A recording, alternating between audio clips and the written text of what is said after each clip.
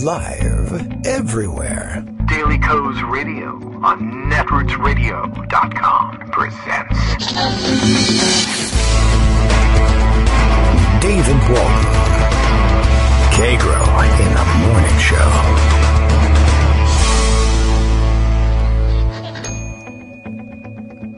Now, here's David Waldman. Hey, good morning, everybody. It is Wednesday, March 20th, 2019. Just realized today is the Wednesday before the beginning of the March Madness brackets, which means, oh no, I have to, if I want to participate in the only enjoyment I get out of college basketball at all, in an entire, and I guess it's okay to kind of forego that little bit of enjoyment, I suppose. It is, I have to first go through the torture of filling out one of these brackets, and maybe I just spend way too much time on it. My youngest son loves to fill these things out. Maybe I should just enter his bracket and be done with it. But I don't know. It's not like that's going to fix itself here. But now I'm going to have to spend the day first agonizing over whether or not to spend time on the bracket, and then agonizing over why I chose not to spend time on the bracket. I've never done the experiment of just pick it off the top of your head and see if you do any better than trying to actually analyze things. Maybe this is the year to try that. I don't know why it's so difficult for me to just wing it. It's all about losing in the end. Anyway, I guess once I got close to actually winning the bracket, and so or winning the pool that I was in. So I've tried ever since, but it's got to be like 20 years now. I should just give up. Anyway, much more important things happening, I'm sure, elsewhere in the news. However, I am not aware of any of them, and we'll rely on Greg Dworkin to tell us what's happening. I have seen a few things. One of the things I have to catch up on is, believe it or not, we've done nothing on, and let me see, it's probably in Greg's roundup by now, but we've said nothing about Devin Nunes. There it is. I knew it would be in his roundup, but we can't resist any longer. The fact that he is suing, I don't even know who, suing Twitter, trying to find out who does parody accounts of him and sue them. It's a very weird thing, but I'll let Greg help us out in finding the details there. I honestly, I skipped over it. I saw that it was a weird story and the kind of thing that we should probably give a few minutes to, at least, because it was so weird and stupid. And you know how we are. We're weird and stupid. So I thought, this is our kind of story. And Gideon thought so too, and a lot of people did. Why aren't you covering this? And the answer is the country is a hellhole. I'm now Republican. And we needed to cover those stories more than Devin Nunes' stupid lawsuit. Although then it was pointed out to me, well, it is true it's a stupid lawsuit, but apparently one of the working theories is he knows it's stupid. He just wants to cost the defendants money defending it. I don't know whether that's going to work out for him or not, or whether he's going to end up having to cover the attorney's fees for a frivolous lawsuit or what. But okay, we know it's happening. We know it's stupid. Maybe we'll get into how stupid at some point during the show. Let's see. Greg Dworkin is with us this morning. Good morning, Greg. How stupid is that? I don't know. What else could you be doing, right? Really? So I thought I'd jump in early just because this is such a fascinating story. There's a bunch of stuff happening on Twitter. Right. Nothing's happening in Washington because we're all waiting for the Mueller report. Although we do hear rumors that Rod Rosenstein is not leaving as planned. Yes. He wants to stick around. And what's being reported is the reason he wants to stick around is he wants to be something of a shield, he said. Okay. What does that mean? I don't know. But the way I took it is that a lot of Robert Mueller, Bobby Three Sticks staff are borrowed from regular DOJ jobs. And then after they're done with Mueller, then they go back. Okay. So I'm presuming Rosenstein is trying to protect them. Mueller doesn't need, shielding. Mueller's his own shield. Oh, yeah, I guess. I don't know. I'm not sure. Well, he likely won't tell us. But if that's the case, it makes it sound like maybe Trump will be on him. Because who would he be shielding from? So it makes it sound like Trump might not be happy with the report. Maybe. I don't know. It's unclear how good of a shield he really will be, or whether or not Trump and his the other alternative explanation is I look for a job and nobody would give me one. So I'm sticking around. That could be. Would be a good time to retire. I mean, that's often the case, right? You know, I don't know. I'm spending more time with my family. Well, that's not the real reason, is it? No, but everyone there seems to land on their feet pretty well. So why wouldn't he be cashing in on huge something, whatever he might be getting next? Speaking of cashing in on huge something, then there's the current ongoing feud between former DOJ or DOJ candidate George Conway, maybe candidate, okay, and Donald Trump. Yes, that happened. That's also another fake Twitter thing, and it's happening now this morning. Yeah, in very dumb ways. Also, it's yeah. So Conway tweeted about 24 hours ago. Tell us real Donald Trump. That's Donald Trump's handle on Twitter.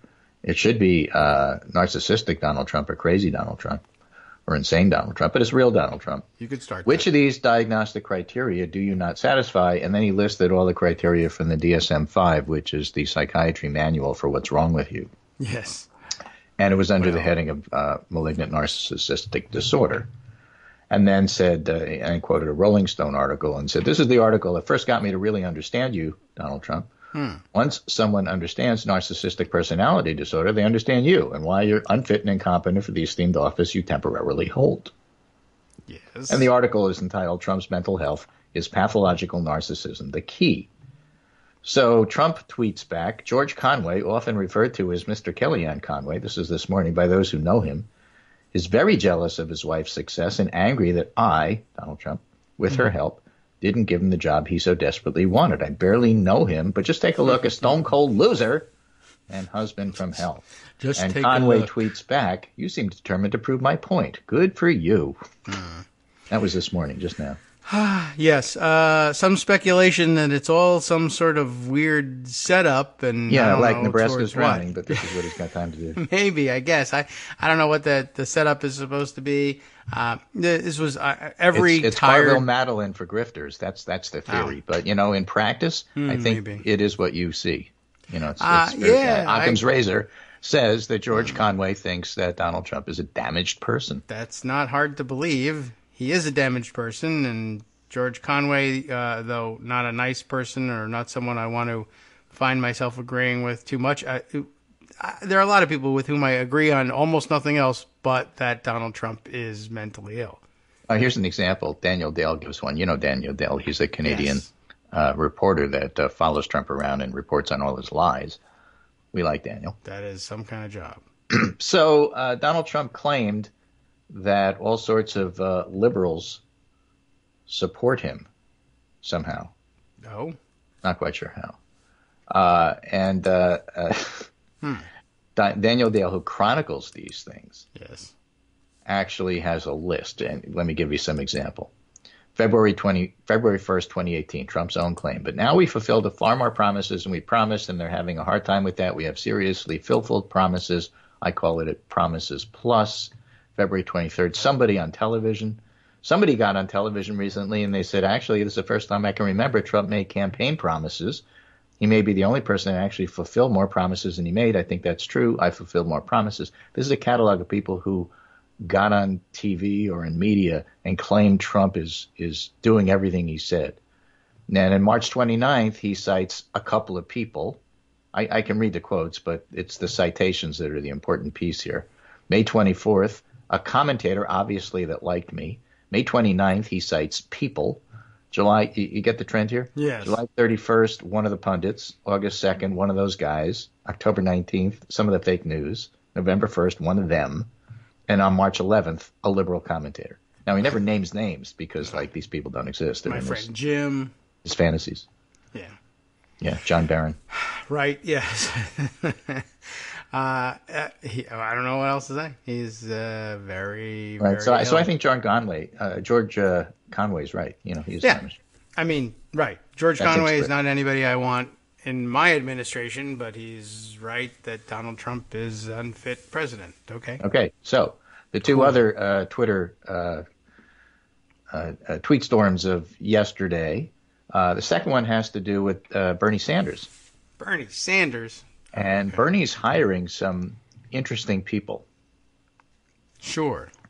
And one of the interesting people that he hired was David Sirota, who I guess was working at The Intercept as a reporter, but has some issues.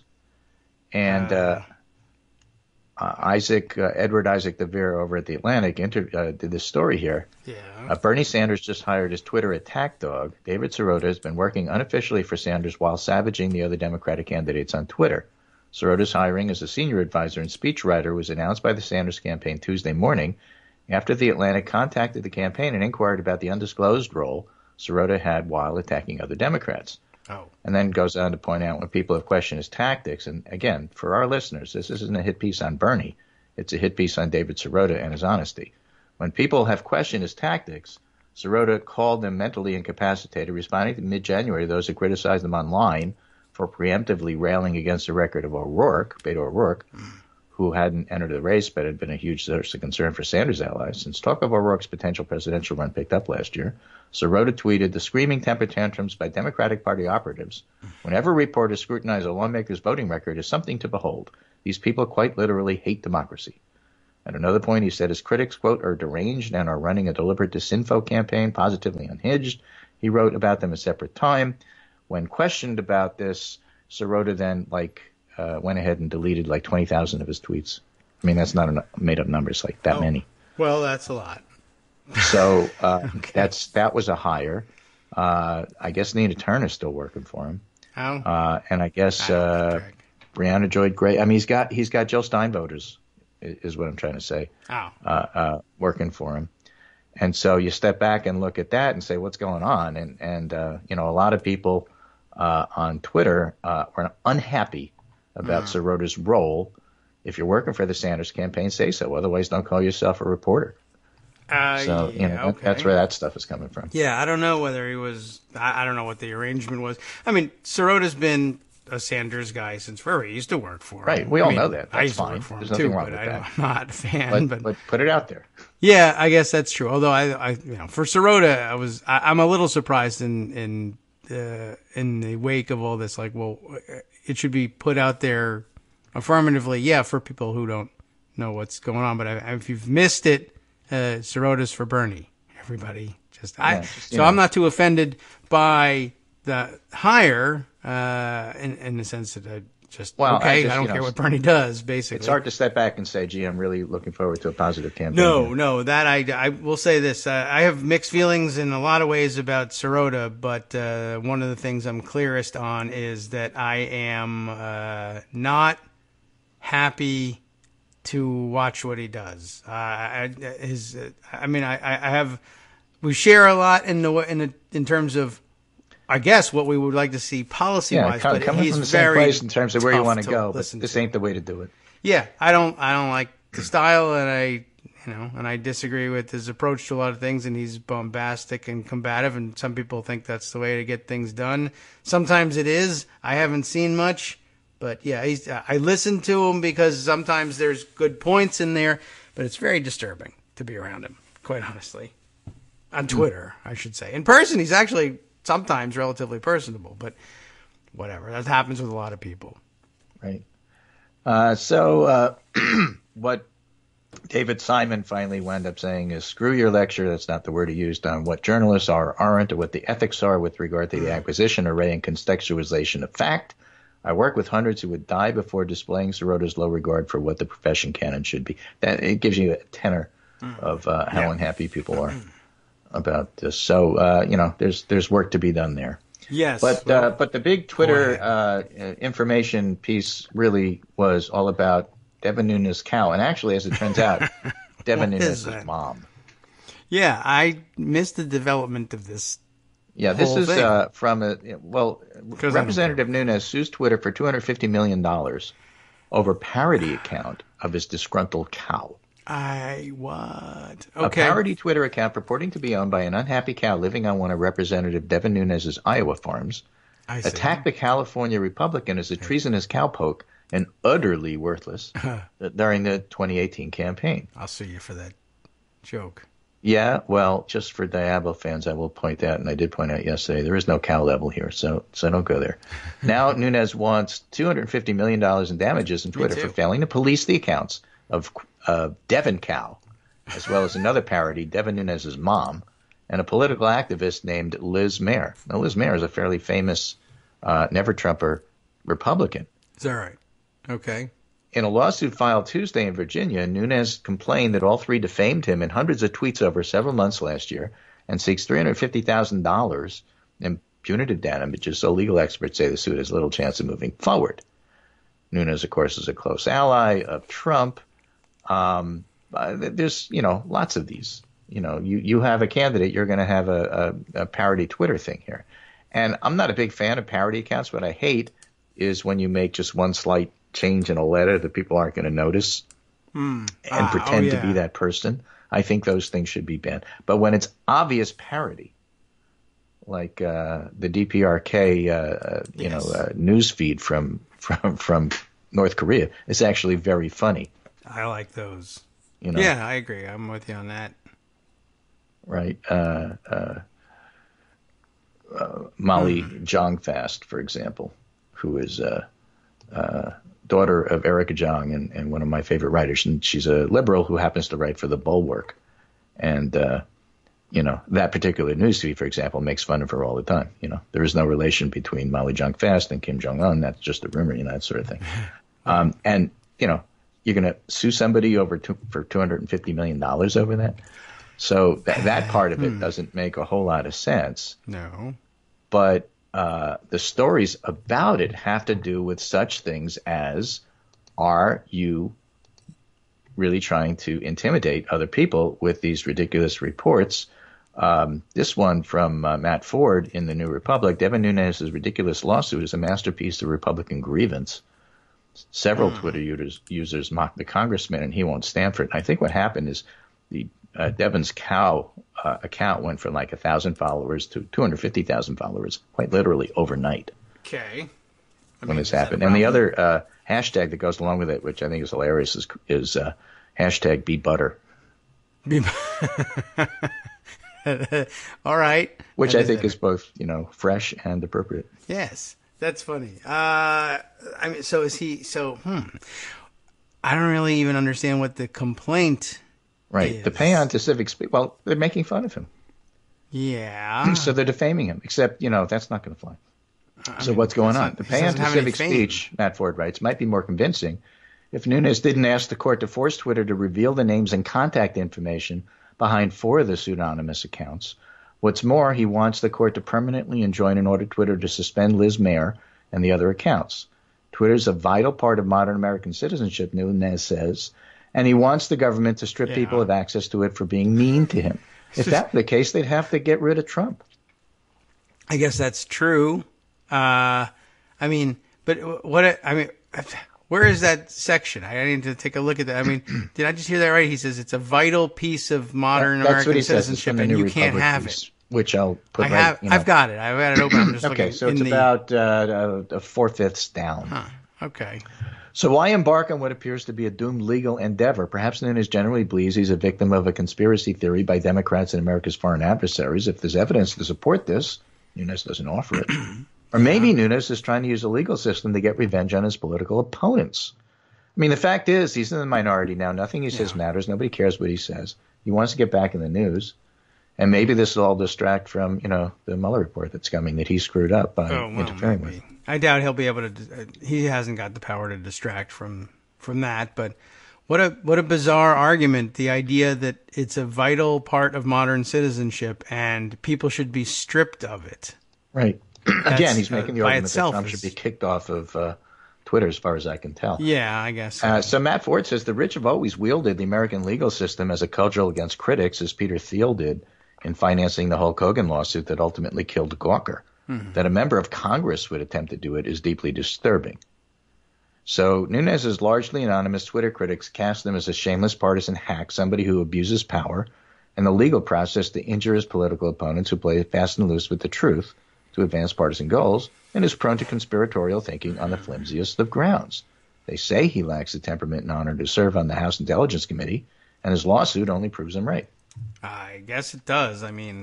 This is about as dumb a thing as I've ever heard. I thought that there was some aspect of it somewhere, and there may be, and they're ignoring it, that this was originally about he was suing Twitter about the shadow banning practice that doesn't really apparently exist. That doesn't seem to be. But no, huh?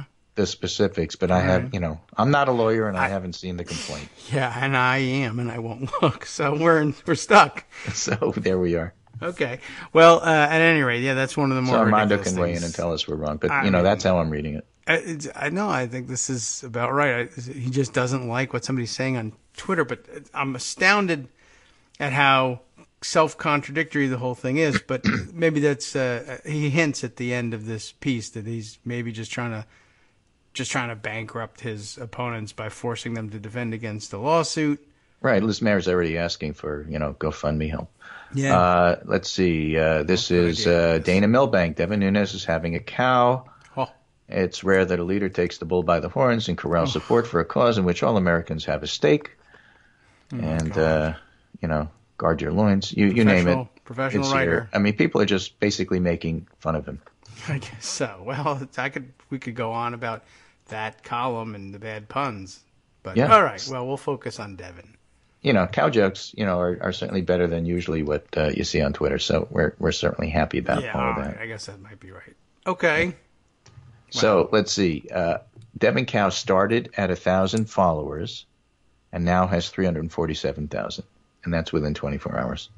So giving a run to the, what's it, half an onion in a bag account? Or whatever. Something like that. If you go to the Devin Cow account, he's got this great picture up here now, which is one of those, signs that might be with the letters that you can stick the letters on to spell stuff. Oh, yeah, all right. El Cheapo changed the sign every day. It says, Twitter conspiracy meeting tonight. Don't tell Devin. Yeah. All right. All being conducted in secret. Devin Cow. Well, all right. I don't know what to say. Member of Congress. But this is how Washington amuses itself while they're waiting for Mueller to drop whatever it is he's going to drop. All right, let's see. Bill Harnsberger, our friend, Bill in Portland, Maine, has this from Judd Legume. Devin Nunes' attorney in his $250 million lawsuit against Twitter and the Devin Nunes' mom parody Twitter account, Stephen Biss, has his law license suspended for all of 2009 for violating securities law and general incompetence. Oh. Devin Nunes' attorney, Stephen Biss, then had his law license suspended an additional 30 days for continuing to practice law while his license was suspended. So these are the people who are putting up the lawsuit. So would you think this is frivolous? I think if I'm not mistaken, Devin Nunes sponsored some sort of anti-frivolous lawsuit bill some time back. That's likely. I mean, he probably did do that. Sounds like the kind of thing that would happen. It's truthy. I mean, but it may even be true. All right. Well, I don't know. So thank you, Bill, for that. Not thinking, this guy. Okay. Right. Anyway, what else is happening? So among the other things that Donald Trump is raving about, it isn't just George Conway. He's still also actively going after John McCain. Or as Paul Musgrave said on Twitter, it's amazing that Trump picks a fight with a dead guy and then is losing. Yeah, well, I suppose he has the power. I figured, he always loses, but he looks for people to blame. So I'm looking for Trump to start blaming Douglas MacArthur for this whole debacle. Why not? Because you got to blame Army guys, you got to blame military guys, you got to blame everybody. It's not him. Couldn't be him. It's got to be everybody else's fault. Now, Johnny Isaacson from Georgia says he will deliver his promised whipping. That's a quote of Trump for attacking McCain. The McCain family deserves better. He said, I just want to lay it on the line. The country deserves better. The McCain family deserves better. I don't care if he's president of the United States, owns all the real estate in New York, or is building the greatest immigration system in the world. Nothing is more important than the integrity of the country and those who fought and risked their lives for all of us. So he's going to say something on the floor of the Senate, he promises. All right, alongside the assertion that he's building the greatest immigration system in the world. Well, I think he's exaggerating a little to make a point. I don't think he really believes that. I thought, I don't know. Nobody in New York believes that Trump's the greatest, that he owns all the real estate. All the real estate people think he's like bottom of the bottom feeder. Well, he is. Who embarrasses them all. Yes. Oh, and by the way, apparently there's quite a bit going on with the Deutsche Bank angle for Trump. And here's the interesting thing. Where you stand depends upon where you sit, of course. So Adam Schiff thinks that the most important thing about the Mueller investigation of Trump is whether or not Trump has been compromised by foreign entities. And so the whole collusion, corruption, conspiracy, interference with the election, which is where the Mueller probe started, is still on his mind, and he thinks that's the most important. Other people think, well, actually, it's the financial crimes, and that's where Deutsche Bank comes in. And it turns out it may be that Deutsche Bank gave Trump loans that really aren't justified by Trump's personal wealth, and that he basically lied about his investments and jacked up what they were worth in order to get those loans. Yes. And some divisions of Deutsche Bank were banning him while other divisions of Deutsche Bank were giving him loans. And then he was borrowing from one part of Deutsche Bank to pay another part of Deutsche Bank back. That's incredible. And they sort of knew all of this, and they ignored it.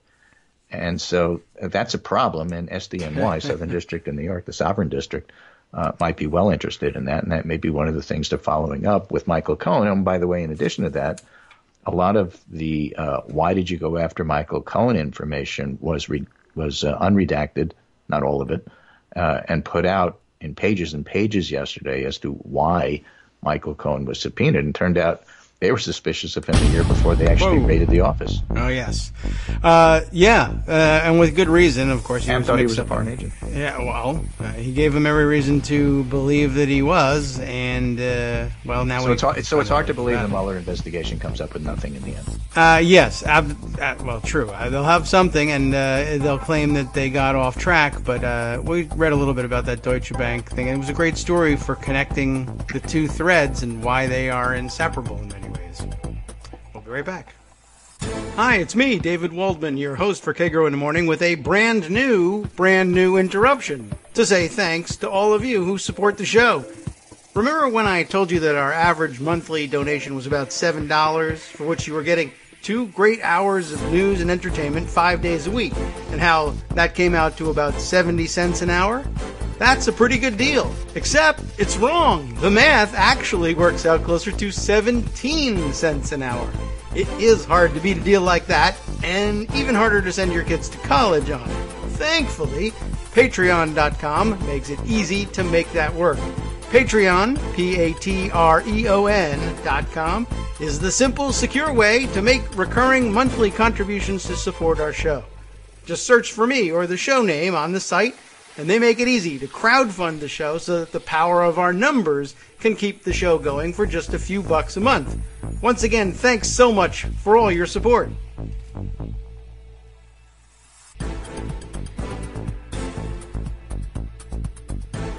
Welcome back now to the Kagro in the Morning Show here on Netroots Radio. Greg Dworkin is still with us. We're rounding up other bits and pieces of stupidity, and some actually of import, but mostly just some dumb stuff by people who consider themselves very important. But all right, well, let's see. There was we were discussing during the break here. This is a very interesting renewed interest in getting rid of or defending, if you're a Republican, the Electoral College. And there's some very creative arguments suddenly in favor of it from Republicans. Not that that's a new position for them necessarily. It's just the traditional ones. I guess people aren't buying into them anymore. And people are doing a great job, by the way, debunking the traditional arguments for the Electoral College. For instance, the idea that without the Electoral College, people would ignore vast swaths of the country when they were campaigning during the general election, and people pointing out they already do ignore vast swaths of the nation when campaigning during the general election, and the Electoral College has almost nothing to do with how people decide, with the exception of a very few very large states. But it's exactly the opposite of that. I mean, for example, if it were entirely popular vote, then Democrats, for example, might want to go to the capital cities or the major population centers in states that they don't touch now. Yeah. Right? And at the same time, Republicans might, for example, want to campaign in, Orange County, California. Trump got more votes from California than any other state.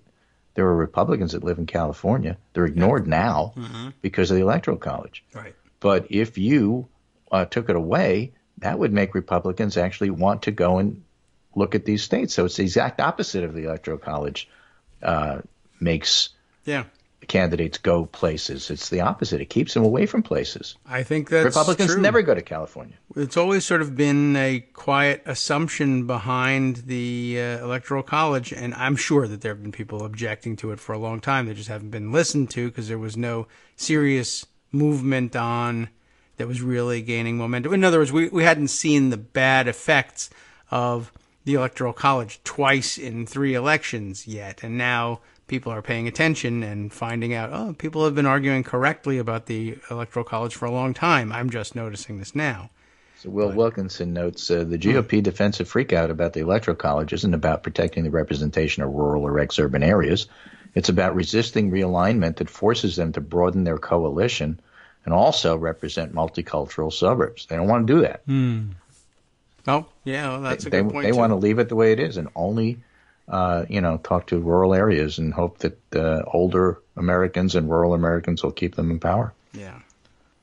Well, I do think speaking of rural urban divide, something fascinating is happening in Germany right now, which I think is worth talking about. All right. Which has relevance for the United States. As is often the case, things that happen overseas have relevance here. We just don't pay attention. Right. So, Germany is putting up for bid, for auction, $100. 5G service. $200. Okay. Right. Lots more than that. 5G means fifth generation. Yes. And we are using 4G equipment and 4G strategies here in the United States. Yeah. And why haven't we moved to 5G? Why doesn't Germany just go ahead and move to 5G? What's the big deal? Well, in Germany, the way the U.S. is covering it is we're mad because the Germans are considering a Chinese company. All right. Germans have their own companies, Telecom and others that could do this. But that's really not the best way to look at what's going on. It turns out, for technological reasons, for engineering reasons, 5G has less range than 4G. Okay, so that means you got to put more towers up. All right. Yes. All right, and that means that in some cases, the expense and the short range make 5G technology somewhat hyper-local. That is, you could conceive of putting up a 5G network in the city of Pittsburgh, just like Pittsburgh is doing now with like free Wi-Fi for people. Or you could see it at a large campus, one of those Texas petrochemical places that sprawls out over acres.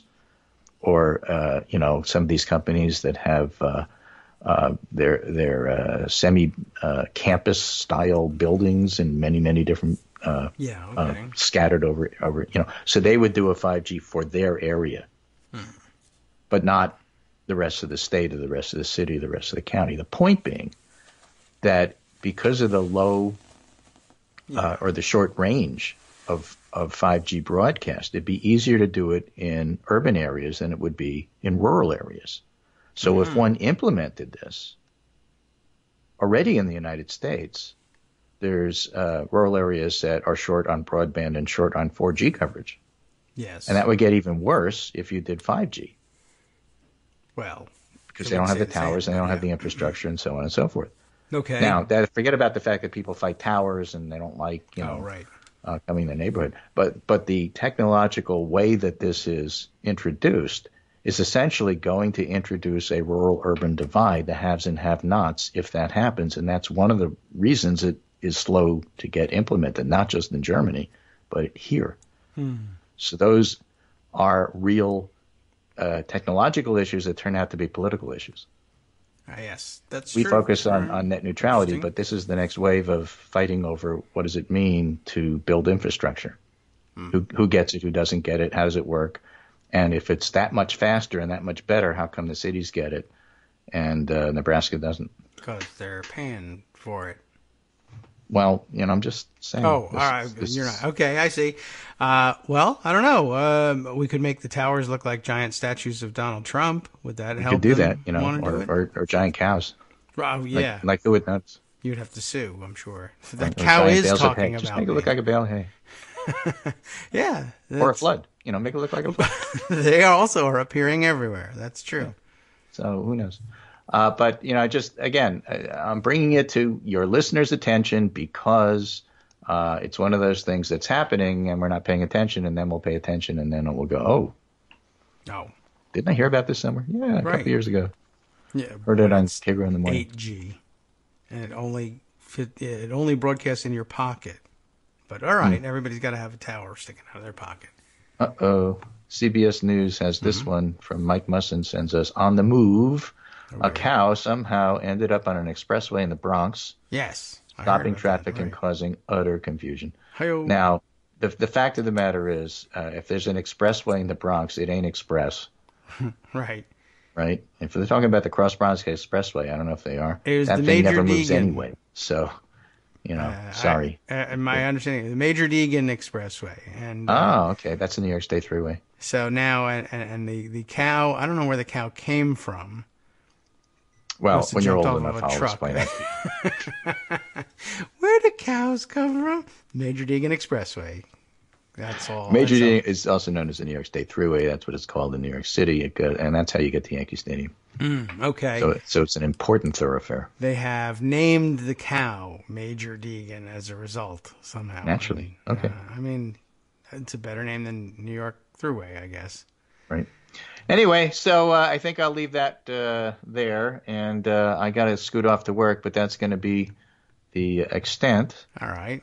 Stay off the Major Deegan. Stay off the Major Deegan, and don't have a cow over what you hear on Twitter. But there's a lot happening. Yes. And, I think that, again, it's all what do we do while we're waiting? Because this Mueller report, I'm told, is Godot told me, just wait. Yeah. All right. Well, there's nothing else to do but wait for other animals to show up on other freeways, I guess. And it's a little calf, it looks like. Yeah, it looks like. All right. Well, I don't know. Keep them on a leash, people. Right. There's this piece from NBC. Preet Bharara was the ex-New York attorney, New York prosecutor. Oh, yes. Who was fired by the president for not being loyal enough. Discussed his thinking about Trump on the beat with Ari Melber. Asked if he was concerned about Trump having an illicit motive. This is from the Pundit Roundup. Regarding SDNY investigations, that's Sovereign District in New York. Bharara responded, I was mostly concerned of the appearance of it. Ultimately, Bharara decided against recording Trump as it was a bridge too far, opting instead not to call the president back when the president was trying to bother him to do stuff. It's something we discussed and talked about, didn't think it was appropriate, didn't think it was the right thing to do. So we didn't do it. I guess he's got a book coming out and he's talking about anecdotes from the book. But,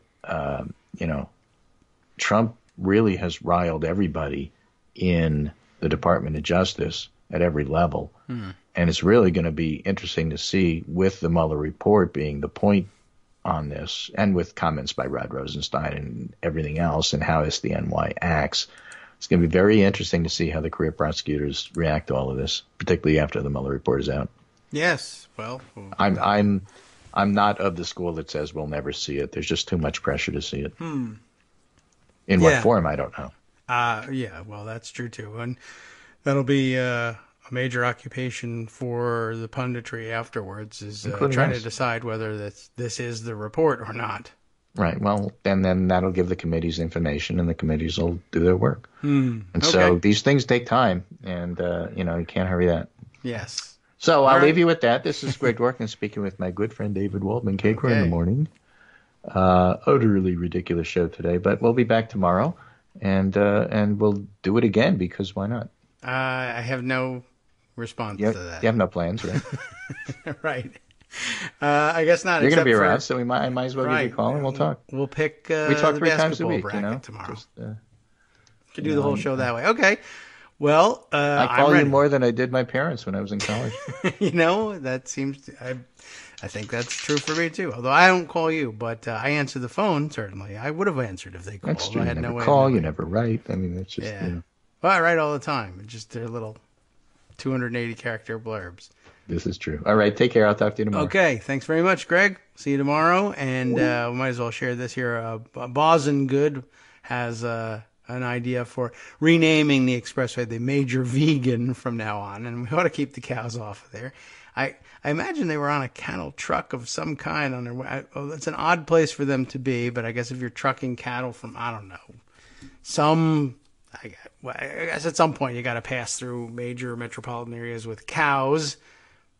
Presumably, somebody did, and they lost track of them somewhere along the line. I don't know if I've seen any explanation of how the cow got there. They're just interested in showing a cow being roped by emergency responders inside of New York City or the New York City metropolitan area, and they don't have the proper equipment for it.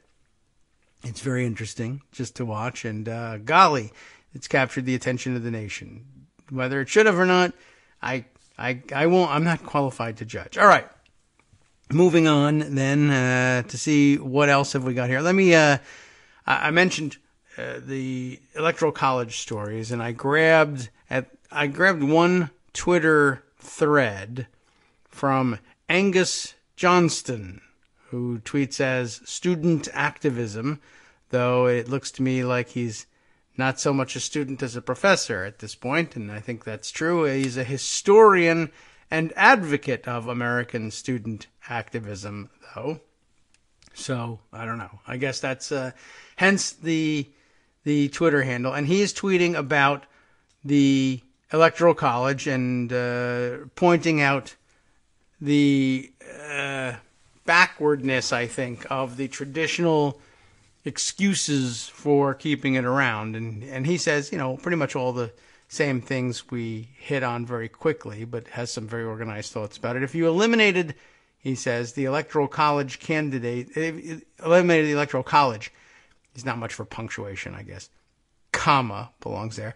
Candidates would devote resources to places where you could shift significant numbers of persuadable or mobilizable voters.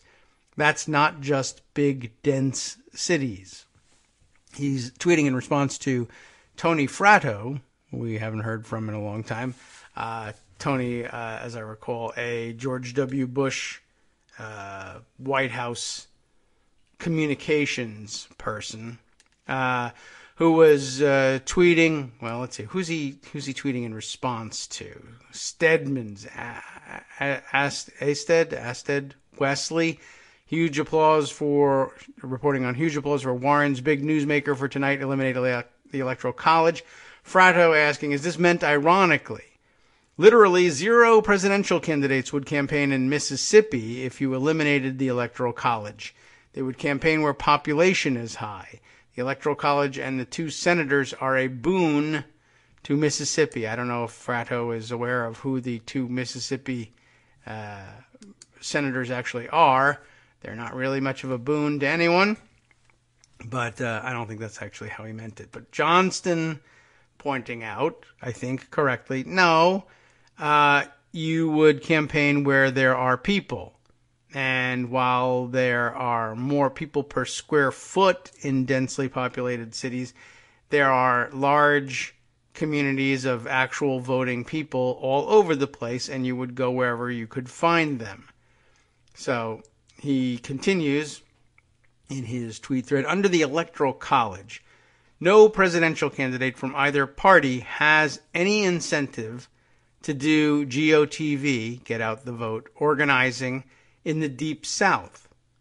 Under a NPV, that would probably be a national popular vote, under that system, they would. So, yes, they would campaign in Mississippi because there are people there, essentially, is what he's saying. One thing about people who like to talk about how the Electoral College is good, They tend not to have given much thought to the workings of the Electoral College, or elections, or math. Oversimplifying slightly, under a national popular vote, each candidate's calculus, and you don't have to know calculus to figure this out, each candidate's calculus for allocating resources would be, where can I shift or mobilize the most votes for the least money? That's only fair economic thinking, right? And as you devote resources to a specific region, the marginal utility of devoting more drops. You see, basically what you're talking about here is that if you spend $1 million trying to mobilize voters, if you are a Republican in Mississippi, let's say, the question of whether to drop another million, I guess, depends on A, how well you've done there, and B, are there enough people there who could be motivated to come out and vote, or whose votes could be moved to you, that you think spending that extra time there is worth the money. If you walk into Mississippi and everyone swears loyalty to you from the beginning, then there's no real reason to go back there with another $1 million unless you have some reason to believe that loyalty has shifted. Anyway, under the Electoral College, your incentive is to pound the few close states over and over, whatever the cost, because they're all that matters. Under a popular vote, though, you scramble for votes wherever you can find them, because a vote is a vote wherever you get it. Under the Electoral College, any presidential candidate who devotes resources to Mississippi is posturing. It's symbolism. Under a national popular vote, of course you devote resources to Mississippi because they have voters there. Mississippi voters would get more attention from presidential candidates in a national popular vote than they do under the Electoral College. There is no irony in a candidate calling for eliminating the Electoral College in Mississippi, period. And not for nothing, but Warren was speaking at a historically black college. The Electoral College gives all the state's presidential votes to the GOP. In Mississippi, for instance, where she was, I guess, no matter how much organizing the state's overwhelmingly black Democrats do internally. The idea that a Mississippi Democrat has no cause for complaint that their state is represented in the Electoral College as 100% Republican every cycle, no matter what they do, is, well, he says, I'm polite, so I'll just say it's not thoughtful. And since I'm now getting a bunch of Electoral College defenders in my mentions, a few thought experiments. And let's go into those. First, if one candidate for president spent all their resources in New York and California, where 18% of the population lives, what do you think the other candidate would do? Try to match them in those states? Or spend their time trying to win over the other 82%? Second, if candidates for president would only campaign in the densest, most vote-rich areas under a national popular vote, why do candidates for governor of New York spend so much time campaigning upstate now? Remember, there's a diminishing marginal utility to campaign spending. The second million you spend in a particular place nets you fewer votes than the first million. That's not necessarily the case, but in a general sense, there's a point at which the next million will net you less than the previous million, but it's not necessarily the case as between the first and second, but okay, fine. There's a diminishing marginal utility to campaign spending. The, let's say, next million you spend in a particular place nets you fewer votes than the previous at some point. And it may very well be the case that for a long time the next million actually nets you more. That the first million doesn't have enough of an impact. It's the second million that really starts to move people. But ignoring that. Big cities are expensive media markets. You don't win in New York State if you don't go to Elmira and Utica. The idea that presidential candidates would only devote money and resources to a few huge cities under a popular vote is contradicted by the most cursory look at any big state gubernatorial or Senate election ever. It's just obviously false.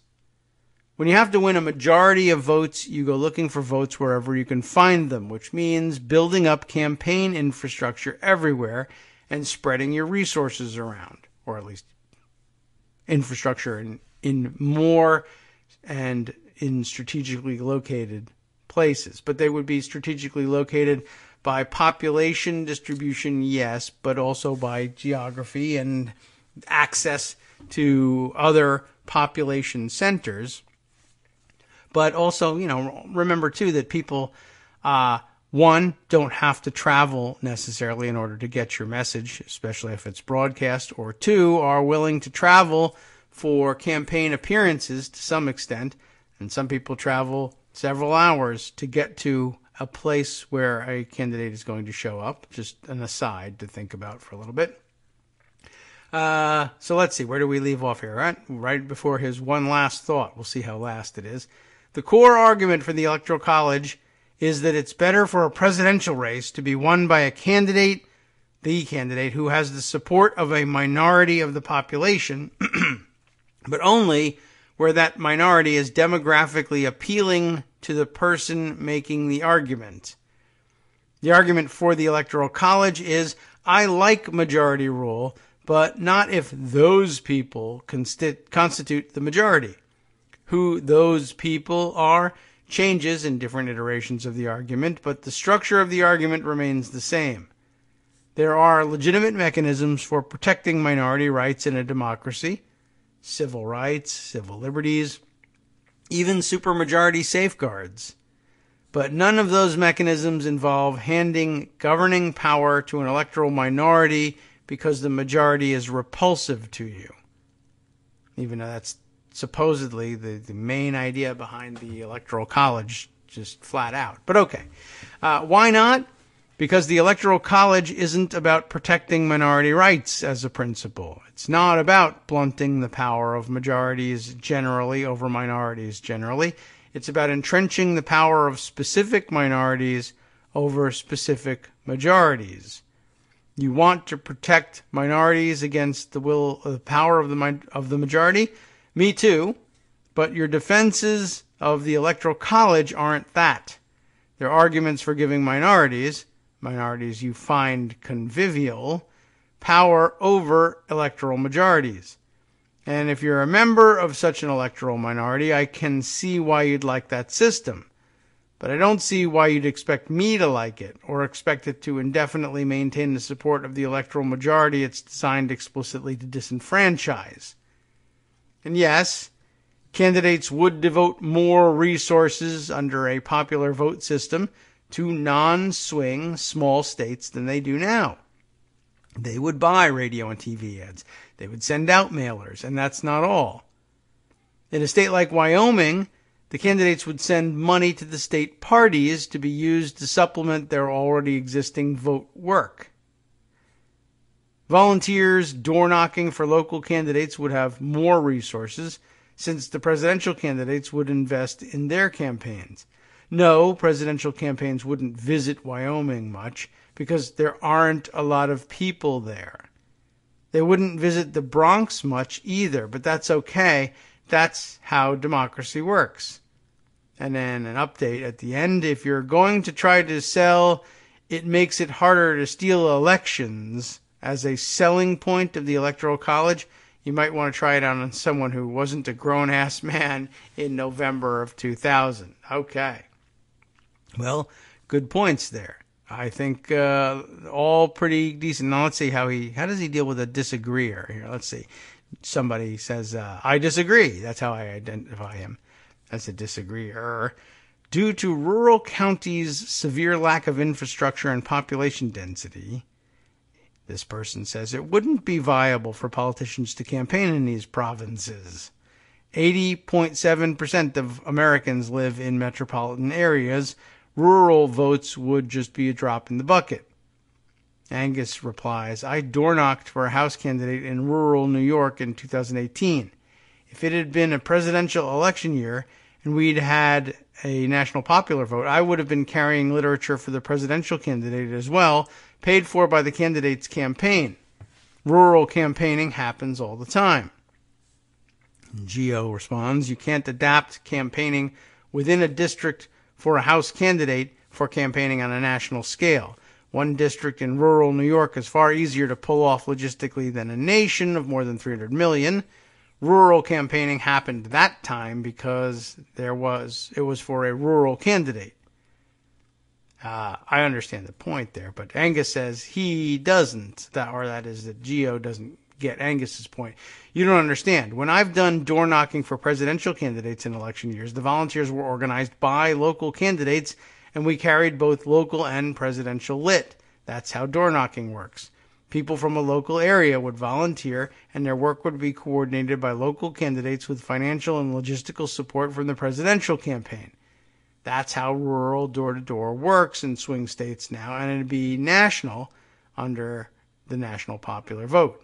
All right. Well, I think now at this point they begin talking past one another. But Geo asks, well, I don't doubt it would occur. I doubt it would be effective or high on the campaign's priority list. I mean, that's just, I think it wouldn't be. Well, I think it would be. Why go after the rural 20% when the 80% is easier logistically and the population density is heavier? Angus finally answering here. I said not just dense big cities. The 80% of people who are non-rural aren't all in big dense cities. Yes, that 20% would be harder to reach, though again, they get attention now in swing states. But the next 20% would get a lot more attention than they get now. All right. Well, a very interesting exchange to be sure. And time now for us to contemplate our second break at the top of the hour. This time I'm pretty sure I'll play the correct music. One of the reasons that the music came in too loud that first break, I reinstalled these musical selections in here with better labels. I had them labeled oddly. I think by the name of the musical selection, actually. And I just knew which one was which. I thought it would be easier to put them back in there with one that says 2 minutes, one that says 1 minute, and then I won't make that mistake anymore. But I made a different mistake instead with the volume. All right, well, that's neither here nor there. We're out of here. Be right back.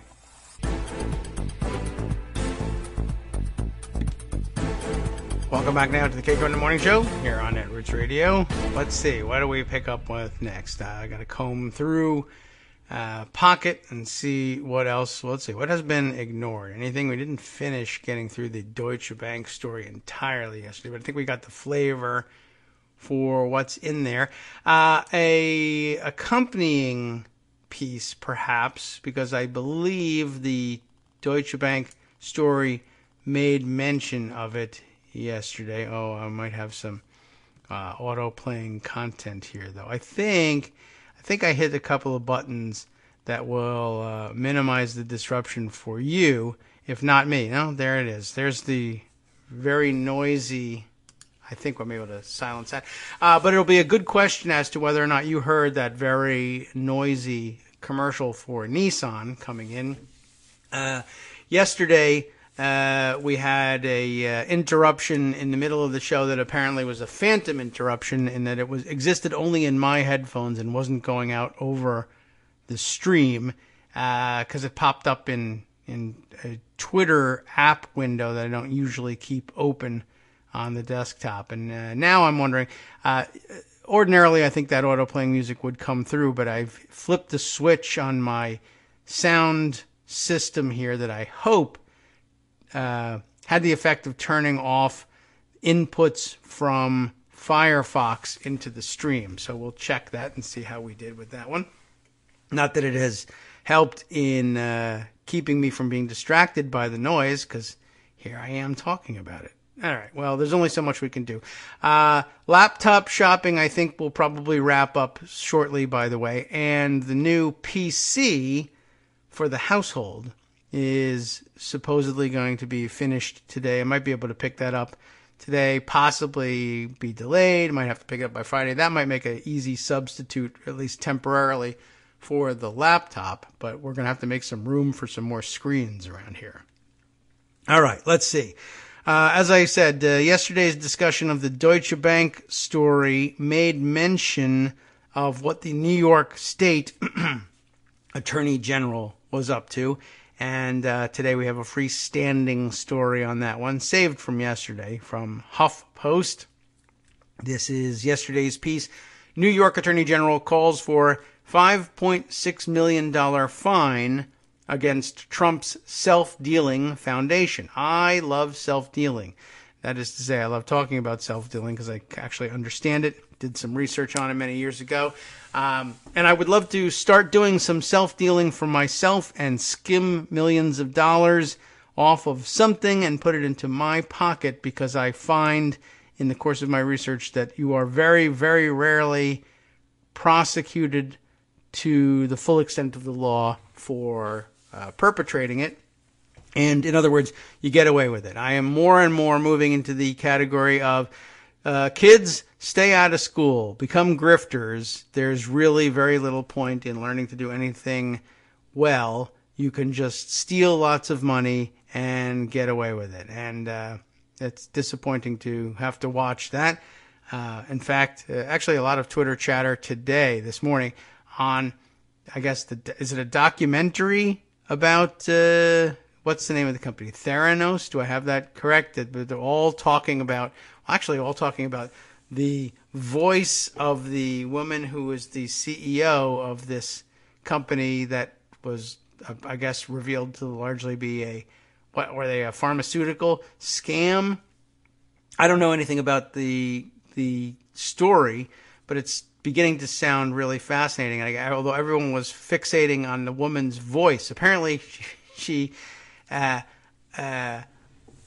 would we say it? I guess faked a voice for herself that was deeper than her, I guess, natural speaking voice. Although I don't know where you draw the line between someone's natural speaking voice and a voice that you train to use. And though she turned out to be a fraudster, it should be pointed out, there are probably actually legitimate reasons out there. Why would a woman executive fake her voice? And the answer is because no matter whether she was good or bad as a executive, people wouldn't take her seriously very often if she had a quote-unquote woman's voice, whatever that's supposed to mean. High-pitched, I guess, is the idea. Anyway, that's not the story I meant to cover. I meant to cover this one about self-dealing and Trump's foundation. It didn't matter what his voice sounded like, although it does sound awfully dumb.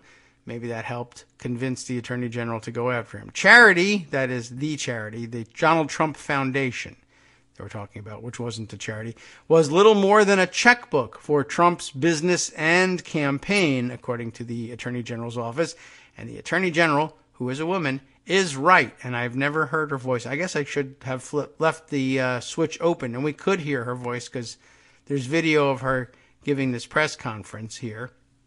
But we'll just stick with the words for now. New York State Attorney General Letitia James has called for a $5.6 million fine against the Trump Foundation for allegedly spending tax-free charity money on Donald Trump's personal, business, and campaign costs. Let's see how thorough this is. The penalty would be in addition to a $2.8 million in restitution for misuse of charity funds, said James. So let's see, 5.6, 7.6, 8.4 in total, $8.4 million in total payments, I guess, in fines and restitution. Which would be a significant chunk, I guess, of the Trump Foundation's holdings, if not necessarily a significant chunk of Donald Trump's, although the Deutsche Bank article argues that it would be a more significant chunk because he has considerably less than he claims to have. Trump, also daughter Ivanka and sons Eric and Donald Jr., agreed to dissolve the controversial foundation late last year after the Attorney General's office filed suit against the charity. The Trumps also granted the AG's office oversight of disbursement of the remaining $1.7 million in charity funds, which they weren't. But the lawsuit continued after the family provided no evidence refuting state claims that they failed to meet as a board, oversee expenditures, or establish policies to protect the charity's funds from abuse. James argued in the, establish policies for all that. James argued in the latest 34-page court papers filed in the case on Thursday. In this vacuum of oversight and diligence, Mr. Trump caused the foundation to enter repeatedly into self-dealing transactions and to coordinate unlawfully with his presidential campaign, James said. This is correct. Barbara Underwood, who was AG at the time, said investigators had detailed a shocking pattern of illegality and that the Trump Foundation had functioned as little more than a checkbook to serve Mr. Trump's business and political interests. We argued much the same. Several years ago, all the reporting on it made it pretty obvious. I'm glad that they reached the same conclusion, although I don't know how you avoid it, but good for them for not trying. And of course, we speculated that Donald Trump had difficulty telling the difference between the uses to which these funds were supposed to be put, and probably didn't understand it, and certainly didn't respect the idea that these pools of money ought to be kept separate. To him, money is money. Power and influence are power and influence. If you have them, you use them, and you use them for yourself, and it doesn't make any difference on whose behalf you leverage the money. If it's under your control, you get to do whatever you want with it, and that's not the way things are supposed to work in the real world. According to the lawsuit, among several examples of illegal use of charity funds by Trump was a $100,000 payment to settle legal claims for an 80-foot flagpole at Mar-a-Lago. That was it. That's my test for the thoroughness of reporting on things like that. A lot of other things get remembered much more quickly, and I think that's the closest, or that's the most straight-up example of the self-dealing that they've got. So I'm glad that that's actually makes its appearance, and it's first among this list. Trump reportedly spent $10,000 in charity funds on a 6-foot portrait of himself that he hung at his golf resort in Doral, Florida. The charity also paid a $25,000 contribution in 2013 to help to re-elect Florida Attorney General Pam Bondi, who later decided against filing a lawsuit for fraud against Trump University. Actually, I guess I should say, maybe that's the most straight-up example it's the most straight-up example of illegal use of the funds. It's not quite as obvious an example of self-dealing, though it is. I mean, essentially, this would be the use of the charity funds for the personal and business benefit of Donald Trump and the Trump Organization by making an also illegal, on its own, contribution of charitable funds to political ends. Maybe it's not as clear with the flagpole, but I think probably listeners remember the story and remember why it is an instance of self-dealing. Again, using charity funds to, and this is, it's admittedly, it could be a little confusing to somebody who either intentionally doesn't want to understand or just thinks that the separation of accounts is a stupid thing generally because it gets in their way, like Donald Trump does. But Trump was in trouble with the city of Palm Beach for this gigantic flagpole, and you might wonder why they would care how large a flagpole is. I don't know. Palm Beach is one of those rich enclaves where they insist that everything has to look a certain way because they believe it affects property value, and people want, an idyllic oceanside retreat. And I don't know, some grouchy old person thinks that an 80-foot flagpole is an eyesore somehow. I don't know. And there's no accounting for these sorts of things. Why an 80-foot flagpole isn't an eyesore, but an offshore wind farm is, I have no idea. Tall tower. Something in the way of your view, something in the way of your view. Here, I guess the differentiation is supposed to be, well, I love flags. They're beautiful because they're about our country, which is great, and I'm screwing up and sinking and turning into a hellhole, whatever. But this is just wind. It's just this stuff that we use for electricity that does everything in our lives, and that sucks, so get rid of it. Whatever. It's just a stupid opinion to have, period. But anyway, the rich people in Palm Beach thought it was an eyesore. Turns out it was against local regulations. By the way, it does remind me that I guess it is odd that sometimes these really ultra-rich enclaves are full of Republicans, and they believe as Republicans that they're fighting for individual liberties and freedom, and there's less freedom in some of these rich enclaves. The richer the enclave, the more there are people with time on their hands to press stupid claims against their neighbors and curtail their freedoms under the name of big homeowner association, essentially, is what gets in people's way. You can only have Spanish tile on your roof because that's the theme we've selected for our stupid rich enclave. And we're going to force you to buy this expensive tile for your roof because we want to benefit from property values. And somehow, it's amazing, these enclaves of ultra right-wing Republicans are bastions of they think they're bastions of freedom, but they are in fact quite the opposite, but about things which most people think don't matter. Anyway, so he was fined by the city for the 80-foot flagpole.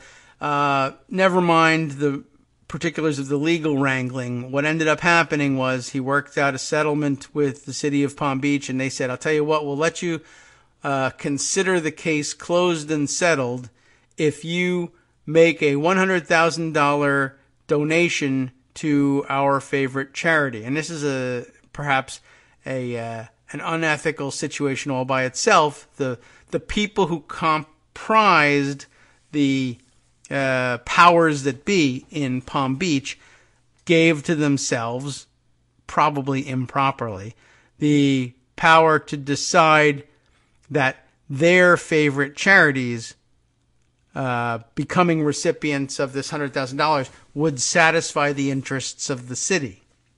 That's problematic all by itself. But again, they're rich people who believe that, the money went to charity in the end, so it's unassailable. And, it's not unassailable. How do I know that that's a legit charity? How do I know that that's the best use of our money? Why do you get to choose the charity? Why should it go to charity at all? Shouldn't it go to the municipality? Right. So all these things. But anyway, that's what they worked out. And then Donald Trump decided to add a layer of additional cheating and self-dealing to the already toxic mess by saying, all right, you're fining me personally, or rather, either me personally or Mar-a-Lago, the club. I will settle your claims by paying $100,000 to charity, but I won't use my money and I won't use Mar-a-Lago's money.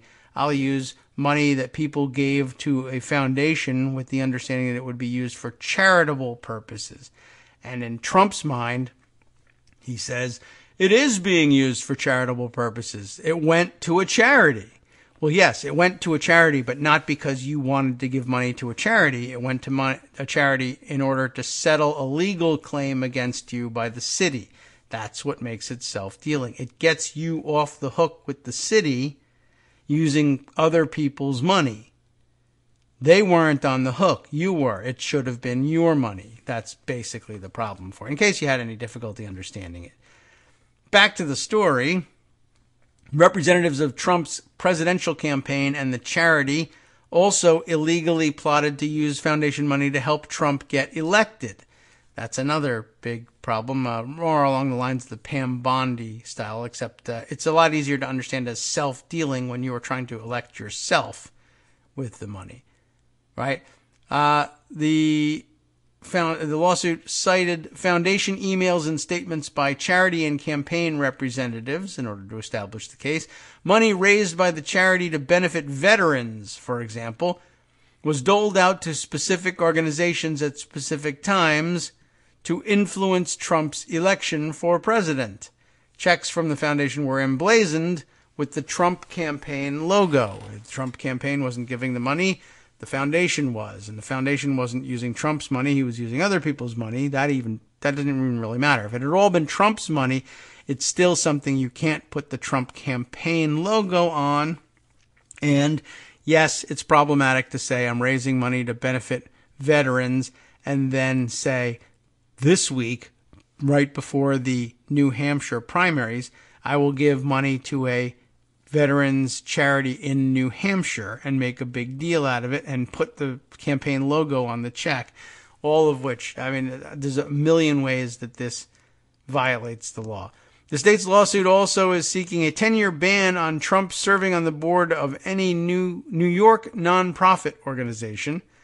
That probably would have taken care of itself, but you never know. And it's good to have a blanket ban like that. Otherwise, for instance, if he were somehow stripped of all his assets and left destitute and humiliated, as he should be, Stuart Rahr, Stewie Rah-Rah, number one king of all fun, as he calls himself, could have swooped in and said, I need a new director of the board of the Stuart Rahr Foundation, and it happens to pay $1 million a year, and I'm making Donald Trump the offer to serve, and I'll just pay him $1 million a year, and no one would be able to touch that. However, this would block that from happening, although they could pretend that they were hiring him for other reasons. Anyway, let's see. Donald Trump, of course, has dismissed the legal action against his foundation as politically motivated in a tweet from December of last year. I won't bother reading the tweet. Trust me, he says he doesn't believe in the lawsuit. Okay. A week ago, Attorney General James issued subpoenas to Deutsche Bank, see, I told you there was a connection, and Investors Bank, about whom we've heard nothing, to seek records linked to 4 Trump Organization real estate projects and Trump's failed bid to buy the Buffalo Bills 5 years ago, the New York Times has reported. Okay, so I guess that would have been in the later parts of the Deutsche Bank coverage in the New York Times had we continued on with reading that one. But so I guess now that's good. We read this piece. This was helpful, and it helped fill in the blanks of what we missed in the Deutsche Bank reporting yesterday. All right. Let's see. Other stories. I know we touched on these about MBS being perhaps curtailed in his power and having hatched the plot to crush dissent even a year or more before the murder of Jamal Khashoggi. We did get to those. Then there was, the ProPublica piece about the raid of Elliot Broidy's office. That was of some considerable interest, mostly for the discovery of the acquaintance or the connected person who was running, I guess, the second that we know of, model for hire / party ambiance improvement / maybe escort service in the Trump orbit in South Florida. That was very interesting. Let's see. Other things here. Oh, yes. Did want to make some mention of this, though it's died down in the news a little bit. But an interesting and worthwhile report in the Washington Post from the other day from Michael Laris, Josh Dawsey, Luz Lazo, and Ashley Halsey III. This is our third Ashley Halsey out there. Not all of them, I don't think, have worked for the Washington Post, but okay. Trump was the face of the 737 probe. This is a very interesting angle on the 737 Boeing story that we haven't spent a lot of time exploring. And I'm sure warning flags went up right away. That Trump was the face of anything. I mean, have you seen this guy's face? Is bad news. And of course, it's illustrated with, it looks like video, but the still from the video on which we're framed here makes the point quite clearly. The face, trumping the face of something is like a bad idea. He's got a bad face. I'll say that.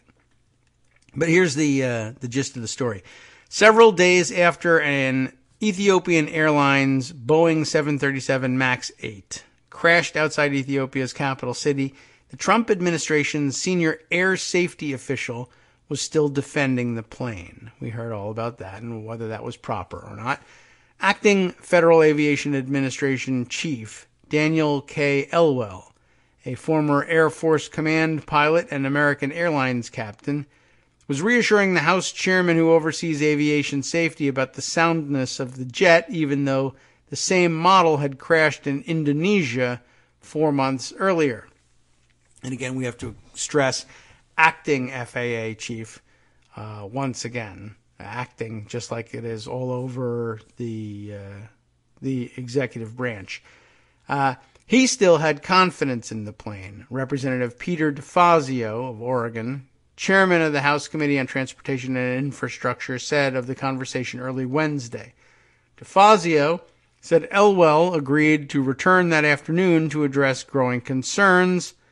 Then they went dark. Late Wednesday morning, Canada's transportation minister announced that new satellite tracking data showed enough similarities between the October incident and the March 10th crash to ground the aircraft, following numerous other countries that had already made the decision. That left the United States as a glaring holdout. Finally, at 2:30 p.m. Wednesday, word came from President Trump that the United States would also bar the planes from flying. I didn't want to take any chances, Trump said, although he clearly did for a while anyway. It was extraordinary for a president to intervene in matters typically left to the FAA or the Department of Transportation. And that's the real point of this piece. Asked whether President Barack Obama was ever directly involved in a decision to ground planes or issue urgent safety mandates during his tenure, former Transportation Secretary Anthony Fox said, no, never, not one time. I'm sure there are Trump supporters that say, see, he's working harder than Obama ever did, involving himself personally in these things. The point, though, is that the president distances himself from them normally and says, let the career people advise even the political appointees in charge of things like the FAA. Let that process work itself out among the professionals. And the role of the president is to assure you that the professionals whose job it is to do this stuff are people of integrity who will do the right thing. That might not be the case, but that's the job of the president. In public and in private, Trump presented himself as a key arbiter in deciding whether the Boeing 737 MAX 8 and 9 planes would be able to keep flying, according to White House and administration officials interviewed for this report who spoke on the condition of anonymity to candidly discuss internal deliberations, which they probably shouldn't be doing, and he'll be mad about that now. Rather than simply being briefed on the FAA's findings in the days after the crash, Trump played an active role, participating in phone calls with Boeing chief executive Dennis Muhlenberg and other stakeholders, probably not stakeholders per se, but okay, and offering his thoughts about the aviation industry. I just want to chime in with a couple of things here. Asked by reporters about the decision to ground the plane, Trump left the impression that he had taken the lead, saying it was a, quote, very tough decision. But in the days that followed, as Trump faced criticism about whether his administration acted too slowly and whether he should have been so involved, the White House sought to direct attention back to the aviation industry. So, in other words, when he didn't win plaudits for being an active, hands-on president, but rather a meddler interfering in the process, he began to say, oh, I didn't really do too much. Or when people said, well, you reacted too slowly. So you personally were responsible for the decision to ground the planes. Why did it take you so long? Why were they the last in the world to do so? It was really the bureaucrats all of a sudden. A senior White House official said the FAA had repeatedly told the president by phone, and we know he listens to the phone, that there was no reason to ground the planes and that Boeing had a record for being safe. Highly questionable, but that's what they were telling him. This official said the FAA showed the president how many Boeing planes were in the sky, all right, and told him that the particular model had been flying for years and urged against a quick grounding. And that may very well be true, but, that's why the president's supposed to distance himself from it. If you're a dotard and you don't know how to make a decision, or you make a decision based on, I've heard of Boeing, it's a very good company, I wish I owned more stock in it, then you're not going to do it right. All right, we'll return to this unusual story after this 2-minute break. We'll be right back. Hi, everybody. It's me, David. Let's change things up from the old fundraising pitch for just a minute and talk instead about how you can be a part of our show. If you've got a smartphone or any other electronic recording device, why not sit down and record a segment for us? Read us an important article and give us your take. Read one of your own original essays, or even just give us your commentary on something you'd like to share that's important to you. Then send the file to me at kagrox@gmail.com, and I'll try and work it into the show. Short segments, a few minutes in length, are easiest to fit in. And of course, I can't always guarantee that I'll be able to play everything, but if you've ever shouted at your radio or TV about something you wish was being covered, here's your chance to change that.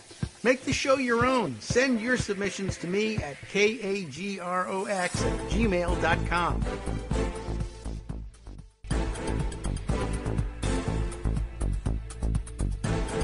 Welcome back now to the Kagro in the Morning Show here on Roots Radio. I see there's actually quite a few of you have had some story suggestions here, and we'll see if we can't get through that. I do think there's some importance to this, although minor in the scope of things, just another story to add to the pile of Trump's sort of self-centeredness, megalomania, if you will, imposing him, pushing him to impose himself in an important area of regulation on which people depend as a matter of life and death in some cases.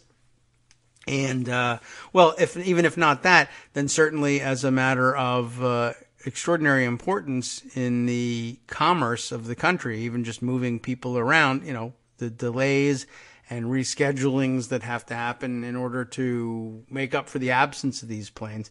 Had they intervened before there were deadly crashes, would still be enormously important, and he's not up to that task, but he has the power to do it if he wants to. But a normal president would say, this would be a misapplication of my power to do it, unless you really were. And if you came to the president as an aviation industry expert, I suppose you could make that determination for yourself. But he, of course, thinks, A, he thinks he's an expert in everything, and B, he has some outward justification in it, granted to him by himself, for one thing, but also idiotic supporters on Fox News, for instance, who argue things like, well, the president has a private plane, so he knows about the aviation industry. I don't know that that's really the case. Anyway, back to the story here. It's long enough as it is. An FAA spokesman declined to discuss what was communicated to the president, but agency officials offered various versions of this statement to the public as well as to others in government. All available data shows no systemic performance issues and provides no basis to order grounding the aircraft, unquote. That, of course, controversial all by itself, and lots of writing available, and I put some of them aside, and you've probably seen them too, but a very intriguing story all by itself over how thorough that vetting of information was and how much of it was left up to Boeing and what kind of regulatory capture of the FAA might have been going on there, all important aspects of the fuller story, but not the focus of this particular one. The disagreement offers a window into the broader dysfunction that can result when the highly technical realm of crash investigations is made political, which is why you don't do it in normal circumstances. After Trump jumped in, some of the signature features of his presidency washed over the process. In other words, they turned the FAA, NTSB investigation of a very serious a deadly transportation issue, into the S-show dumpster fire that the rest of the government is under Trump when he intervenes. The typically plodding, data-driven forensic work of figuring out what caused an airplane to fall from the sky, and Trump is just not cut out for plodding, data-driven forensic work, has given way to attention-grabbing tweets. That's the way you should handle these things. Administration infighting and questions of government competence, critics said. At the same time, critics said FAA officials were more stubborn than valiant in their initial refusal to act, and that they were too deferential to Boeing. When we say we have no basis to ground the aircraft, we have no basis to ground the aircraft, said one FAA official to the Washington Post on Tuesday, when the European Union and others were breaking with the United States and grounding the aircraft. The official requested anonymity because they were not authorized to speak publicly about the situation. You had data. You had 350 dead bodies in 4 months, countered a former FAA official who requested anonymity to speak candidly about the agency's approach. So you see there's argument going on even inside the agency, presumably among career professionals. Well, we don't have enough data. Well, isn't 350 dead people enough data? Well, is that data? I don't know. I mean, it's not ignorable, but some people saying, well, you know, we don't know why it crashed. And I guess if you're really stone cold about it, you could say it'd be an awfully difficult position to take. But as an anonymous bureaucrat in a meeting, you probably could. The fact that people died doesn't explain why they died. That's true. That just doesn't do the trick. Anyway, it's a remarkable situation for the FAA and a test of the agency's standing at a time when commercial flight in the United States is historically safe. Joseph Lovecchio, a retired airline captain with 31 years of experience flying major carriers and jets, including this Boeing 737, said the FAA's oversight of Boeing's training and documentation for a key automation feature was flawed. That feature has been blamed in part for the crash of the Boeing 737 MAX 8 in Indonesia in October. On Sunday, Ethiopia's transportation minister said information from the flight data recorder from the Ethiopian Airlines jet shows clear similarities to the Lion Air flight.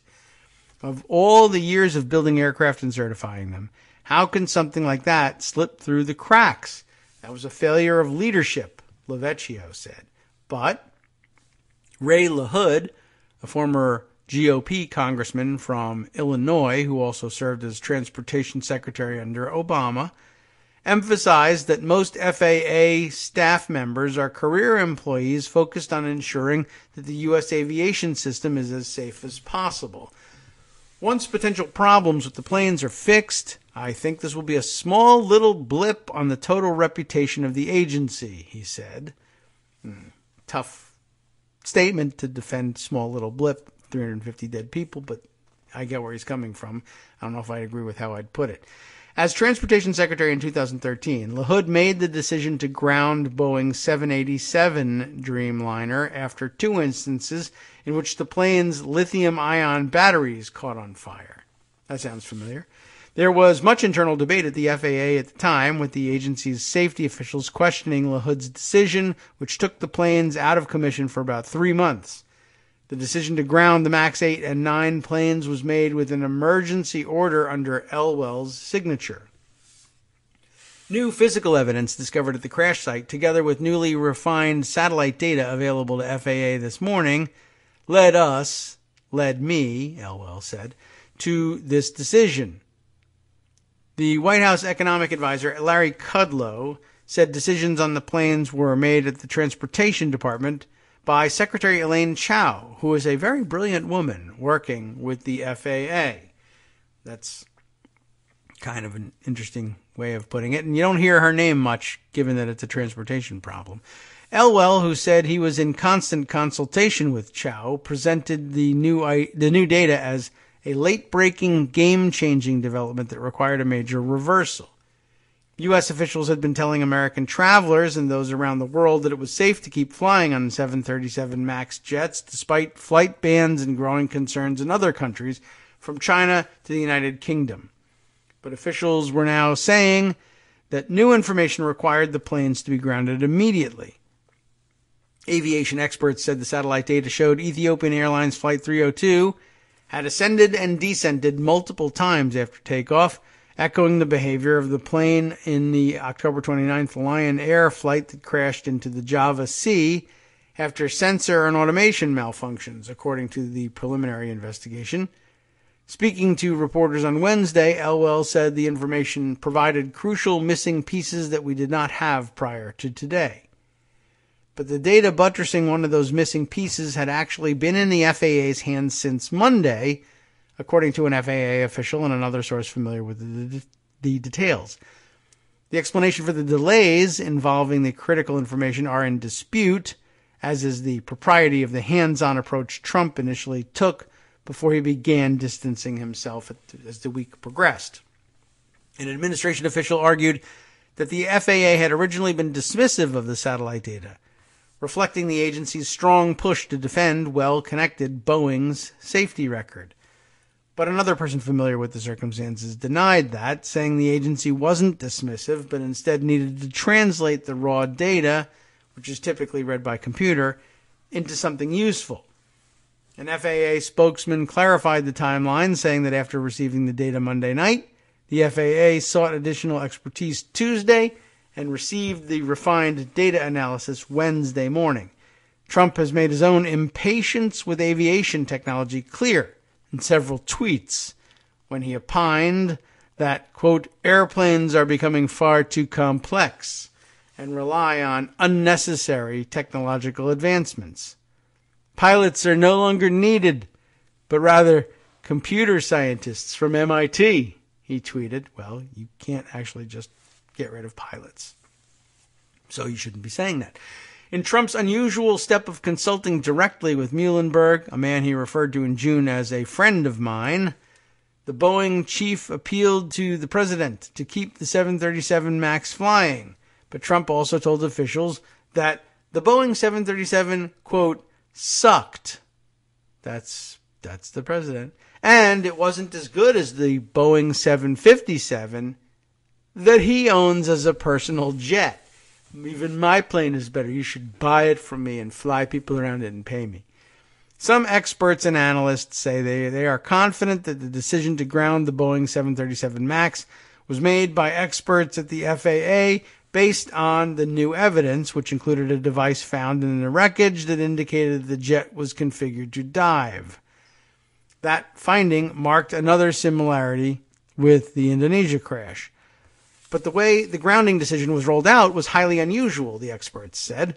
I have never seen the White House come up with an announcement like this, said Jeff Guzzetti, who until last month, was director of the FAA's Accident Investigation Division. They may have felt that the world's attention was focused on this and the White House deserved its share, Guzzetti said. Canadians beat them to it. It did look bad. Trump was inclined to ground the planes in meetings early in the week, but was getting sharp pushback from Muhlenberg and FAA officials who continued to deliberate as late as Wednesday morning, officials said. A person familiar with the process said Trump quizzed Elwell and Chow about whether or why other countries were grounding the planes and the United States was not. The answer was, there's no basis, this person said.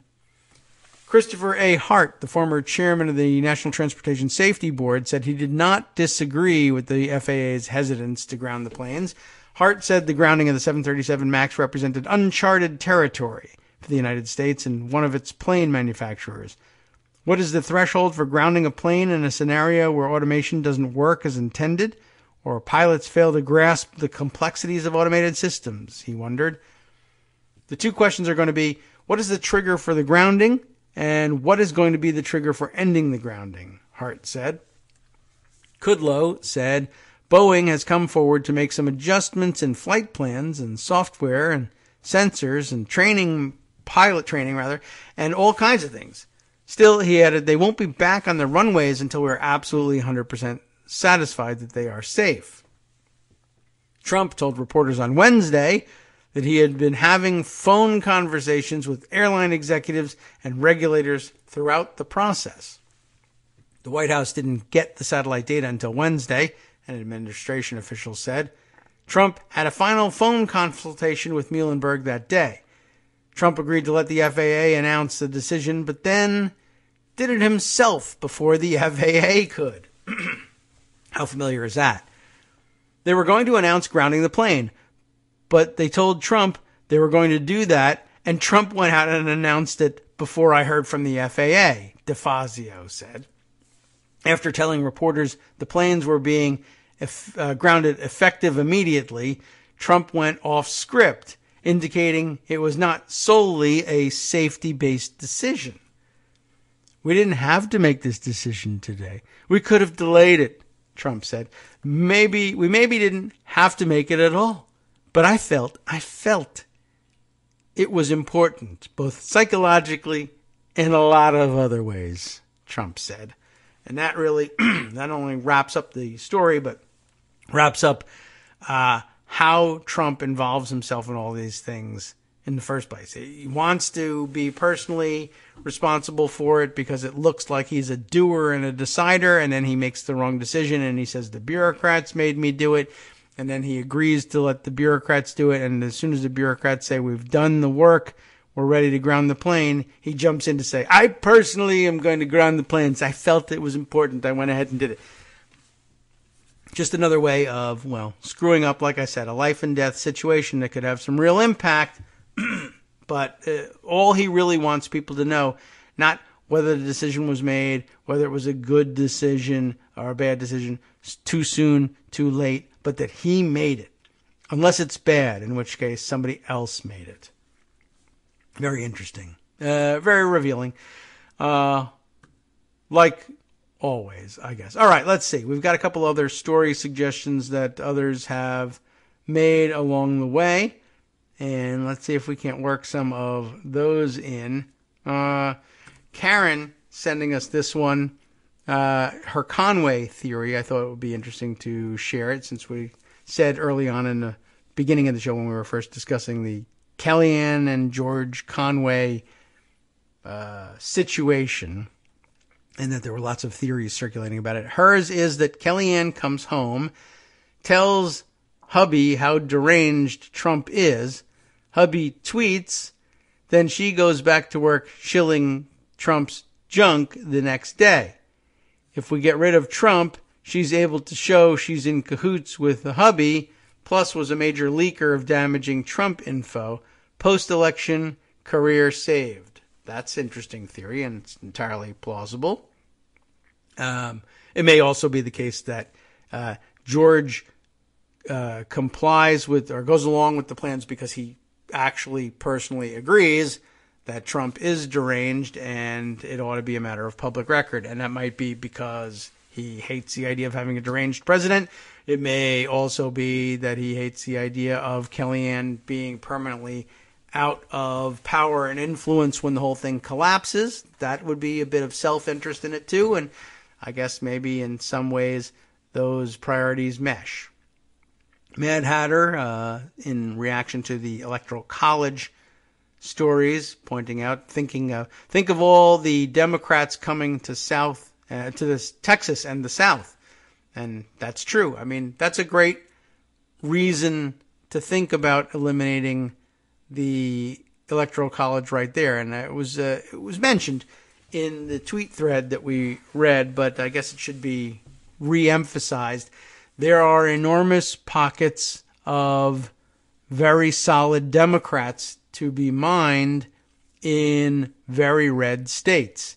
Down in the Deep South, there are solidly Democratic enclaves of loyal voters, and many of whom are black voters who are outnumbered by white conservative Republicans statewide, who must know, I mean, they obviously know what's going on, and they obviously know that they're living in a state. This is one of the mistakes that we often make in dismissing red states versus blue states, and we're frequently admonished by people in the Daily Kos community and the wider progressive netroots as well. You are abandoning an enormous number of very loyal Democrats when you with a hand gesture, dismiss most of the Deep South as being red. And who cares? They're red states anyway. And not only is that a bad way of governing, but it's a bad way of being a fellow Democrat. So it's a good point. And wouldn't it be encouraging to see national Democrats campaigning for the support of these communities down in the Deep South? And the answer is yes, it would, both for them and for us. All right. Let's see, other reactions and other stories. Where did I leave off in this? Why did this, I feel like I flipped up past it. All right, I was looking in this column here. Let's see. Oh, yes, that also true, but we can discuss that tomorrow with Greg. Jack Ox sent a couple of stories on, two very interesting ones with different directions here. Let's start with the first one sent, though. That's seems like something we ought to pay some attention to. Both from Common Dreams, actually, and also always a good source of interesting stories that might have been ignored elsewhere. With the help of Democrats, and we don't want to get too down on them at the moment, but it's always good to hold people to account. With the help of Democrats, regulators moved to gut last line of defense against Wall Street gambling. We're back here again, huh? Jake Johnson writing this piece for Common Dreams. We can expect too big to fail banks to get riskier and have less of a cushion to guard taxpayers from bailouts, said Representative Katie Porter, who's been doing a tremendous job these days on consumer protection and financial issues of the sort. She also emerging as a new star in the hearings, if I'm remembering correctly. Anyway, let's check into what this is about here, so we can keep Democrats properly in check where possible. In a move policy analysts and progressives warned could drastically increase the risk of another financial collapse. We don't want that. Two Democratic regulators appointed by Senate Minority Leader Chuck Schumer joined their GOP colleagues in pushing the Federal Reserve to weaken safeguards that limit Wall Street's dangerous gambling. Great. At issue is the supplementary leverage rule, which was adopted in the aftermath of the 2008 collapse as a last line of defense against financial excess. HuffPost's Zach Carter reported Tuesday. 4 out of the top 5 officials at the Commodity Futures Trading Commission want the Fed to lower leverage requirements by changing the way the officials treat derivatives. Representative Katie Porter of California, a member of the House Financial Services Committee and a banking regulation expert, I guess that explains why she's so good in these hearings, condemned the plan to gut post-crisis protections as another example of Trump regulators listening to Wall Street's wish list. But I guess a lot of people listen to that list. Between this, the banking deregulation bill passed last year, and other changes proposed by the Fed and the Office of the Comptroller of the Currency, Porter added, we can expect too big to fail banks to get riskier and have less of a cushion to guard taxpayers from bailouts. The plan to weaken post-crisis leverage requirements on the nation's 6 largest banks, backed by Schumer appointees Ralston Benham and Dan Berkovitz, was presented to the Fed last month, according to HuffPost. Greg Gelzinis, I'm guessing at the pronunciation, a policy analyst at the Center for American Progress, told HuffPost that the proposal would, quote, only increase the likelihood of another crash. So some Zach Carter tweets illustrating the point are embedded here. The latest bipartisan deregulatory push comes just months after Democrats in Congress helped Republicans rammed through legislation that significantly weakened the Dodd-Frank Act on the anniversary of the 2008 Wall Street collapse. We are barely a decade from the greatest fiasco of financial over-leveraging in history, and we are already unlearning its most obvious lessons, tweeted David Adler, policy analyst at, Diem25, D-I, it's capital D, lowercase I, E-M, capital 25. Okay. Well, very much of interest, and I guess something we have to keep an eye out for. Now, what was the other article that she sent along here? McConnell is afraid of democracy. Progressives push Senate majority leader to stop blocking vote on H.R. 1. Oh, yes. Well, he gets to make a decision about what he's going to ask people to accept on the floor, but he's not the final word on it. Jake Johnson on this one, too, for Common Dreams. McConnell and the power elite are right to be frightened. H.R. 1 would upset the normal way of doing business in Washington. But I guess chief takeaway from this one is that there is a drive on among progressives and others to use any tools at their disposal, petitions, protests, what have you, to push McConnell and other Republicans to accept a vote and to back the idea of a vote for H.R. 1 on the Senate floor. And it is entirely possible that you could convince other Republican senators that they need to buck their leadership on this. I don't know how likely it is to succeed, but it is a place where your activism could be effective and would certainly be appreciated. So I'll share that story too, since we're almost out of time. We'll have to let you read it on your own. But I'm sure that in the coming days we will come back to it and you'll see it mentioned in a lot of places. I haven't checked lately, but I wouldn't be terribly surprised, as a matter of fact, to find out. Maybe I can find out quickly up on the scrolling or the memos, scrolling drop-down menus, rather, at Daily Kos of is there any sort of petition campaign going on around H.R. 1 with respect to the Senate? I don't see any at the moment, but it might be forthcoming. You could certainly easily imagine such a thing, although I don't know that anybody would necessarily think of it as likely to succeed, just because McConnell is kind of a stick in the mud. And to a certain extent, his conference listens to him, and they want to be protected from taking a tough vote like that, so they'll blame it on him. But people are subject to individual pressures, and there was a larger than expected turnout from among Republican senators in opposition to or in support, I guess, of the resolution disapproving of Trump's fake state of emergency declaration. So it's entirely possible that you could get a significant number behind a motion to proceed to the consideration of H.R. 1, and that would take just a majority if you could make the motion to consider it. So that's a real possibility and something to think about. Okay, Culture of Truth, Bobblespeak, asking us, why couldn't the free market take care of the Boeing problem? And it's a good question. And you would think that it would, and maybe in a way it did. I'm sure Trump actually feels like that's what happened here. And I would guess, I mean, he's got a point. I don't know if he understands why he has it or where it came from. But I'm sure that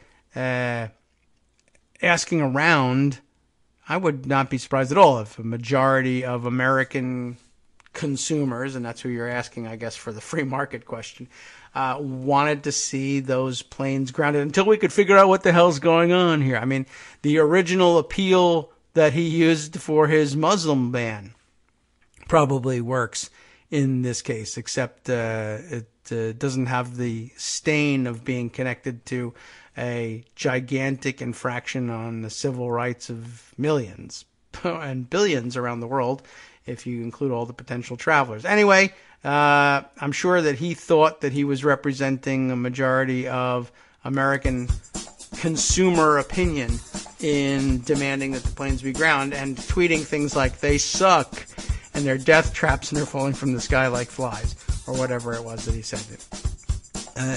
But interesting that the free market didn't step in to regulate those things from the very beginning. But that's also, I guess you could lay some of the blame at our feet of our love for the regulatory state, which is, of course, every once in a while subject to capture and is a slow-moving and plodding instrument nonetheless. All right, plenty to discuss in that one. And next up, of course, Justice Putnam's program, the West Coast Cookbook and Speakeasy. And I think we got a little bit more time than usual. So let's discuss what's coming up and entice you to stay tuned and listen to Netroots Radio all day long. Let's see, starting off in the Bistro Cafe. Journalists must stop letting Trump and the GOP leadership get away with straightforward racism and anti-Semitic tropes. Sounds like a good idea. Then on the rest of the menu, though the New Zealand terrorist invoked Donald Trump, he was also inspired by ideas that have circulated for decades on the French far right. A multi-partisan coalition of the German legislatures is calling for the expulsion of the U.S. ambassador from the country for being too much of a Nazi. And they really know what they're talking about there in Germany, don't they? From Daily Kos Radio on netrootsradio.com. You have been listening to the Kagro in the Morning Show with David Waldman. Also on the menu here, the U.S. is killing civilians with, quote, impunity in a secret shadow war in Somalia. It's too bad we don't have anyone from Somalia in Congress to tell us about that, right? After the break, the Trump administration is holding children as young as 9 years old in black site ice boxes. My goodness, still going on.